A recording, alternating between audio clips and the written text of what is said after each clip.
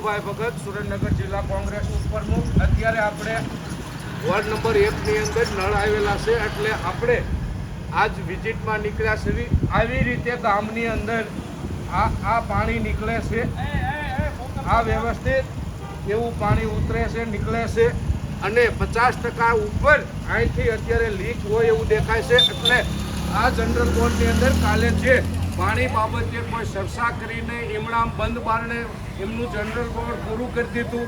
એટલે મારે થાનના 25 નગરપાલિકાના સભ્યોને કહેવું છે કે તમે ખોરી નીતિથી આવું કામ કરો છો। આવી રીતે આખા ગામની અંદર પરિસ્થિતિ છે, સફાઈ, સ્ટ્રીટ લાઇટો, તો આવી રીતે જે ગામની પરિસ્થિતિ છે એને તમે હવા વર્ષ થવા છતાં જો તમે જાણી જોઈ ન શક્યા હોય તો તમે ગામનું બીજું તો શું સારું કરી દેવાના છો। જનતાને પણ હું એક કહું છું કે તમે ડરમાંથી બહાર નીકળો, આવડા કોઈ તોપ લઈને નથી નીકળતા। એટલે મારે કહેવાનું છે કે જ્યારે ગામને નુકસાન થતું હોય ત્યારે જનતાને પણ આમાં હાથ કરીને બહાર નીકળવું જોઈએ અને જનતાને પણ અવાજ ઉઠાવવો પડે।